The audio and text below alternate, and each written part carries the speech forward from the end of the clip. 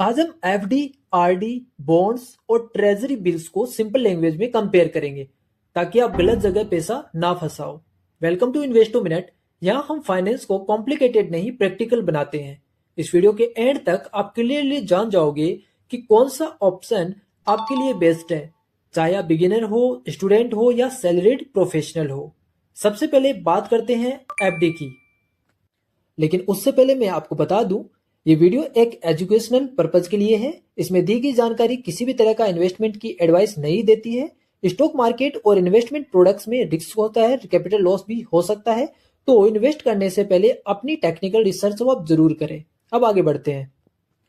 FD, fixed deposit क्या होता है?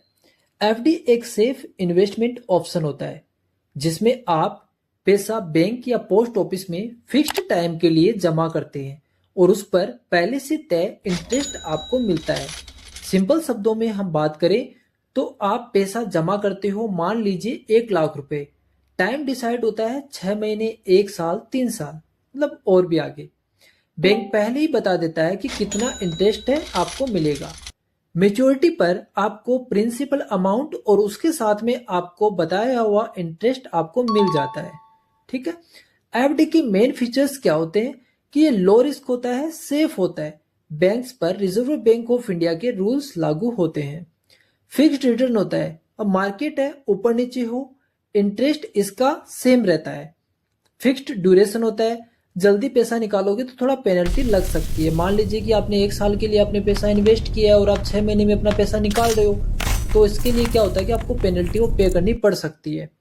और सीनियर सिटीजन्स को यूजुअली ज़्यादा इंटरेस्ट इसमें मिलता है। एग्जाम्पल के लिए हम देखें तो आपने 1 लाख की एफडी की है 1 साल के लिए और 7% मतलब 7% का आपको इंटरेस्ट उस पर मिलने वाला है।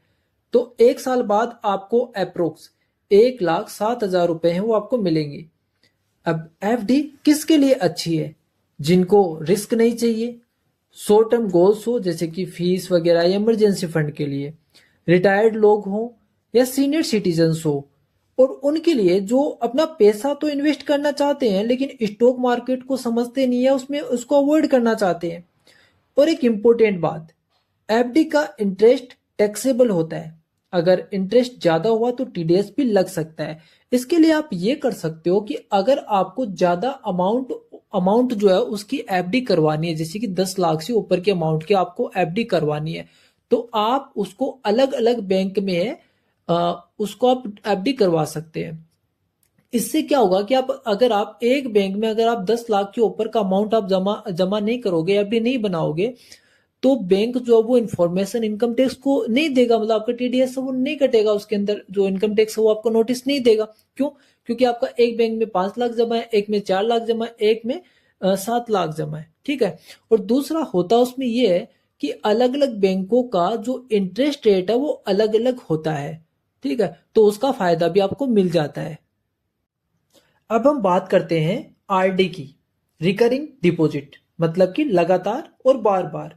एक बैंक सेविंग स्कीम होती है जिसमें आप हर महीने एक फिक्स्ड अमाउंट जमा करते हैं और फिक्स्ड पीरियड के बाद आपको इंटरेस्ट के साथ आपका लमसम पैसा वो आपको मिल जाता है। आरडी का सिंपल मतलब होता है आप हर महीने थोड़ा थोड़ा पैसा वो जमा करते हैं और ये पैसा बैंक आपको इंटरेस्ट के साथ रिटर्न है वो कर देता है।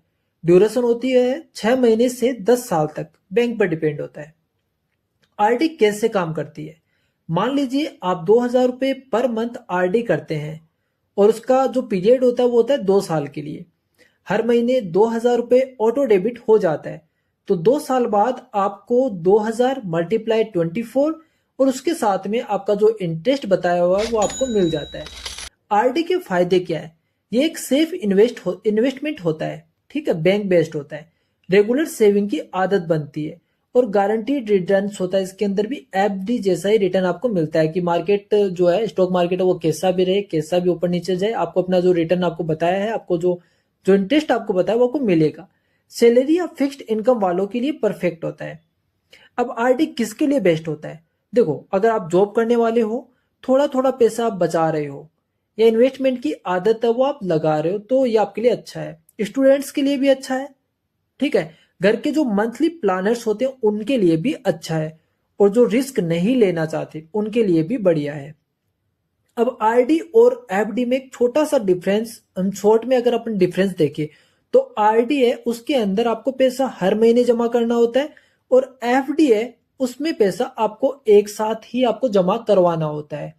अब आप क्लियरली समझ गए होंगे कि एफडी और आरडी में डिफरेंस क्या है और कौन सा ऑप्शन किस टाइप के इन्वेस्टर के लिए बेटर होता है। लेकिन एक इंपॉर्टेंट सवाल अभी भी बाकी है। एफडी और आरडी के अलावा बॉन्ड्स और ट्रेजरी बिल जैसे ऑप्शन भी होते हैं जो 2026 में सेफ्टी के साथ बेटर रिटर्न्स दे सकते हैं। नेक्स्ट वीडियो में हम बात करेंगे बॉन्ड्स क्या होते हैं, government versus corporate bonds and treasury bills क्या होते हैं। अगर आपके पास कोई सजेशन हो तो कमेंट में जरूर बताएं और इन्वेस्टो मिनट को सब्सक्राइब करें, क्योंकि पैसा बनाना नहीं पैसा समझना सबसे पहले जरूरी होता है।